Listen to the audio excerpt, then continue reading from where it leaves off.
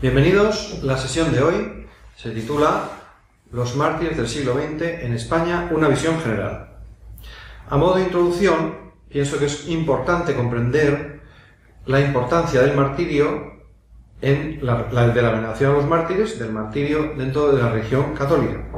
Y para ello voy a traer a colación una cita de un mártir, precisamente del primer obispo mártir de América, Óscar Romero, en este libro, cuando él cita a su vez al Papa León XIII explicando que la característica de ser perseguida es una nota esencial de la Iglesia Católica.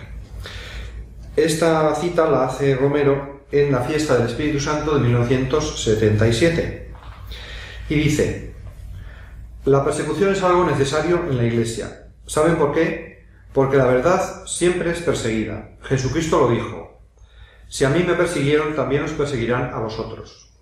Y por eso, cuando un día le preguntaron al Papa León XIII, aquella inteligencia maravillosa de principios de nuestro siglo, ¿cuáles son las notas que distinguen a la Iglesia Católica verdadera?, el Papa dijo: y a las 4 conocidas, una santa, católica, apostólica, agreguemos otra, les dice el Papa: perseguida. No puede vivir la Iglesia que cumple con su deber sin ser perseguida. La Iglesia predica la verdad como Dios mandaba a los profetas, a anunciar su verdad frente a los embustes, a las injusticias, a los abusos de su tiempo. ¿Y cómo les costaba a los profetas? Hasta se querían huir de Dios porque sabían que ir a decir la verdad era sentenciarse a muerte. Hasta aquí la cita de Romero. En ese sentido, los mártires son personas que, como dice el Apocalipsis, en el capítulo 7, versículo 14, en la persecución han lavado sus ropas en la sangre del Cordero. Es decir, han imitado de la forma más excelsa a Jesucristo, al dar la vida por él. Y como el mismo Cristo dijo que nadie tiene mayor amor que aquel que da la vida por sus amigos, la Iglesia desde el principio venera de modo muy particular, por esa unión con la muerte de Cristo, a los mártires. Dando un salto de 20 siglos nos plantamos en el siglo pasado, el siglo XX, al que San Juan Pablo II llamó el siglo de los mártires. En el jubileo del año 2000, el 7 de mayo del año 2000, San Juan Pablo II dedicó un día especial a honrar la memoria de los mártires del siglo XX. Como digo, en un acto ecuménico en el Coliseo. Y después, el 6 de diciembre, se entregó al Papa una lista elaborada por una comisión que el propio Papa Juan Pablo II había creado en el año 96, entregó al Papa una lista de 13.400 mártires que habían muerto, que habían sido asesinados, martirizados en el siglo XX. Este estudio, digamos, se hizo con esa idea de que el Papa quería resaltar el siglo XX como el siglo de los mártires. Al calificar el siglo XX como siglo de los mártires, se dijo que en ese siglo han sido sacrificados como mártires más personas que en toda la historia de la Iglesia hasta entonces, ¿no? Bien, pienso que antes de entrar a evaluar si por ese motivo se puede llamar el siglo XX siglo de los mártires, hay que preguntarse si es la cantidad, digamos, el principal factor que hay que tener a la hora de elegir a una época o de elegir a unos mártires, el hecho de que muchas personas hayan muerto por Cristo, si ese es el factor esencial o es un factor de relevancia, ¿no?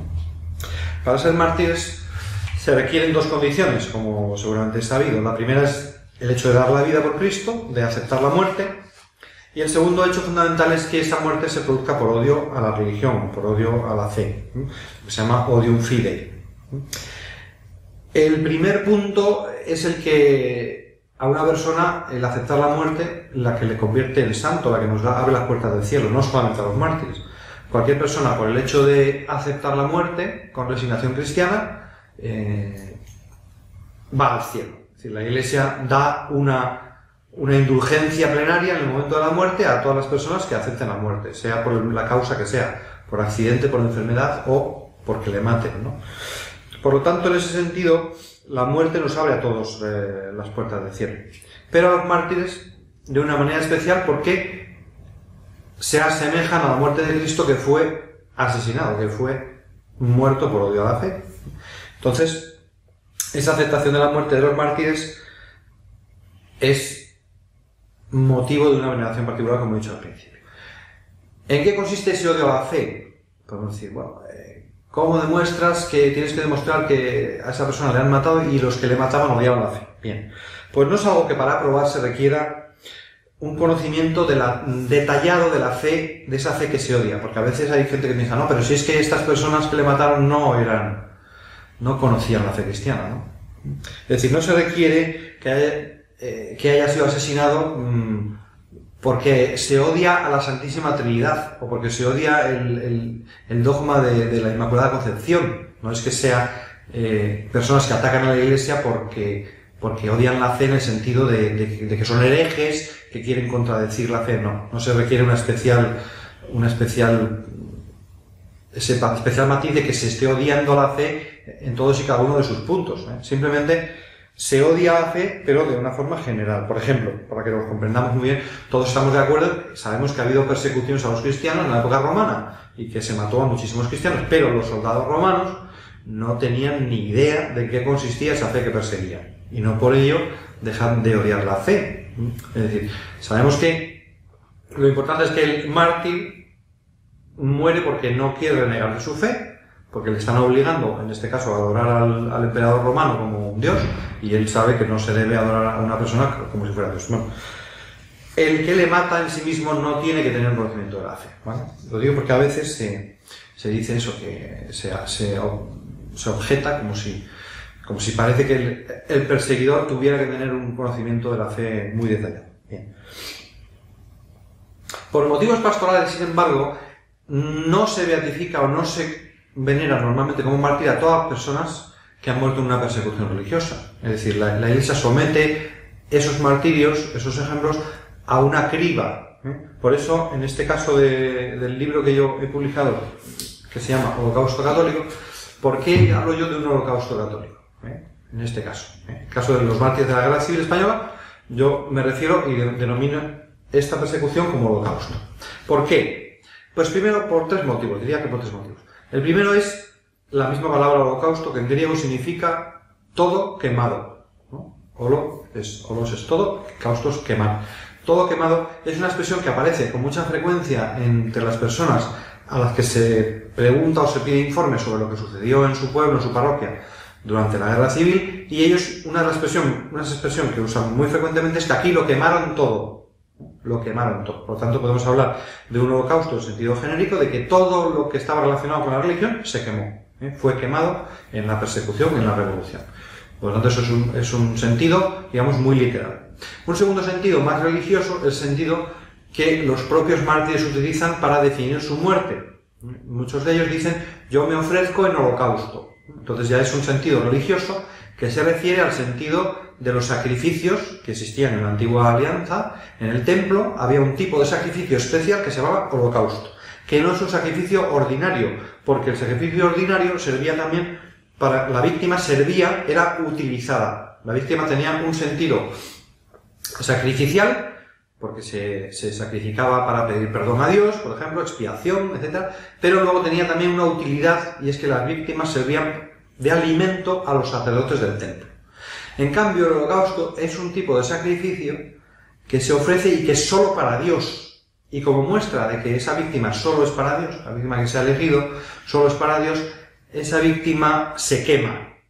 Entonces el holocausto tenía ese sentido de que se quemaba la víctima para que nadie pudiera utilizarla, para que no tuviera una segunda utilidad, por ejemplo la de dar de comer a los sacerdotes. Es decir, es una víctima que no se puede manipular, es toda para Dios. Es como más perfecta en ese sentido. Y también ese tercer sentido en el que utilizo el holocausto es que no toda muerte, no todo martirio, en este caso todos los martirios de la Guerra Civil, de la Revolución Española, no todo martirio llega a ser elegido, en este caso la Iglesia elige a los mártires al beatificarlos, no todo martirio llega hasta los altares, no toda persona que ha sido mártir llega a ser reconocida por la Iglesia, porque se hace una criba muy exigente. Entonces, en el Antiguo Testamento, los holocaustos, las víctimas tenían que ser perfectas en el sentido de que no podía tener, por ejemplo, si era un cordero, no podía ser de color negro, no podía tener una mota, ni siquiera, tenía que ser blanco, completamente blanco. No podía tener una pata rota, no podía tener ningún defecto. Entonces, en ese sentido, es decir, ¿qué culpa tiene un cordero de ser negro, ¿no? O de tener una mota negra? Pues no sirve, aunque hubiera sido igualmente sacrificado. Bueno, pues en el caso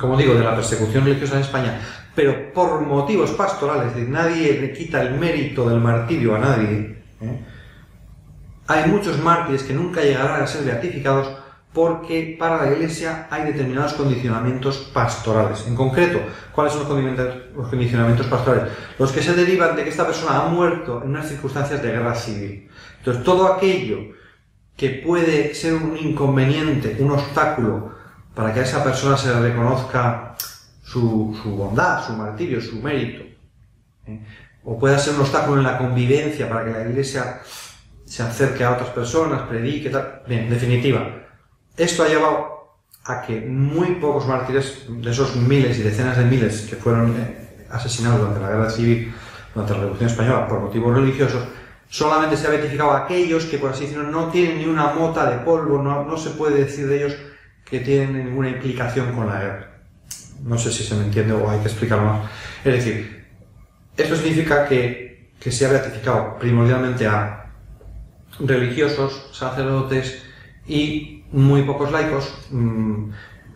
Ya digo, no porque no hubiera miles de laicos asesinados por motivos religiosos, sino porque a veces podía objetarse. Bien, hay problemas prácticos a la hora de beatificar, que es que se necesita mucho tiempo, se necesita una causa, y solamente los religiosos pudieron emprenderlas al principio, y solo mucho más tarde han podido emprenderlas los sacerdotes diocesanos o los laicos. Pero también, como digo, se excluyen de la beatificación pues todos aquellos, en definitiva, que han participado de alguna manera en la guerra, pues porque han tomado parte en un bando, o por lo que sea, o porque eran personas que por su filiación política podían a lo mejor echárseles en cara, ponerse algún tipo de pega. En definitiva, simplemente insistir en eso, en que los mártires beatificados no siempre representan el conjunto de las personas que han sufrido o han muerto en la persecución, por este motivo de que se hace una criba, y por eso digo yo que también es holocausto en este sentido, de que solamente una pequeña parte de esas víctimas realmente llega a la beatificación. Bien. La referencia al siglo XX, como digo al principio, he mencionado que se habla de que el siglo XX es el siglo de los mártires, porque hubo muchos mártires. Vale, efectivamente, hubo muchas persecuciones a la Iglesia en el siglo XX, los nazis, los comunistas, en México, en España, hubo persecuciones de muy diverso tipo, y es una especie de cajón desastre. Entonces, hasta cierto punto es cierto que es importante resaltar que el siglo XX es el siglo de los mártires, pero también al hablar de mártires del siglo XX en España, queda un poquito difuminado los caracteres las características de la persecución. ¿A qué me refiero con esto? Es decir, a que los siglos no matan a nadie. Si decimos, son mártires del siglo XX, ¿qué pasa? ¿Que les mató el siglo XX? No, el siglo XX no mató a nadie. El siglo XX fue un siglo muy violento, pero por la misma podríamos decir que el siglo XX es el siglo de la violencia, porque en él hubo 2 guerras mundiales y otras muchas guerras, pero hubo más muertos violentos por violencia en guerra en el siglo XX probablemente que en toda la historia de la humanidad. Pero yo no puedo explicar las circunstancias del siglo XX diciendo, es que era el siglo XX. Como era el siglo XX, entonces te tocaba morir violentamente, ¿no? No. En sí mismo el siglo XX, por ser el siglo, le damos el adjetivo del siglo de la violencia, pero eso no explica por qué precisamente el XX y no el XIX, ¿no? Entonces por eso digo que también decir que el siglo XX es el siglo de los mártires y que son los mártires del siglo XX en España, vale, te enmarca de alguna manera, pero no explica, ¿vale? De la misma manera podríamos decir que el siglo XX es el siglo de las epidemias o de las pandemias, ¿vale? Es decir, porque la gripe de 1918, mal llamada gripe española, porque en realidad es gripe americana porque surgió en Estados Unidos, claro, esa gripe mató a 100 millones de personas o más, entonces mató probablemente a más personas que todas las pandemias en toda la historia de la humanidad. Entonces podríamos decir, es el siglo de las pandemias. Sí, pero con eso no me explicas, hay que explicar por qué. Entonces, porque hubo una gripe tal, explícame las causas de la gripe, por lo mismo. Entonces, vamos ahora a necesitar una explicación adicional sobre por qué esa persecución en España tiene esa virulencia. Entonces, efectivamente, en general podemos hablar del siglo XX como un siglo en el cual hay un gran odio a la religión católica, hay unas ideologías, el nazismo, el comunismo, incluso el laicismo que arrastramos del siglo XIX y del XVIII, porque también tenemos una persecución anterior que es la de la Revolución Francesa. Pero sería ridículo decir que son las persecuciones o los mártires del siglo XVIII. A ver, son los mártires de la Revolución Francesa. Es la Revolución Francesa la que causa esa persecución, no es el siglo XVIII en general. Entonces también ahora necesitamos una explicación para por qué surgen estas persecuciones a la Iglesia y por qué en concreto la persecución en España. ¿Cuál es el origen de la persecución española, de la Revolución Española del siglo XX? ¿Y en qué se diferencia de esas otras persecuciones, del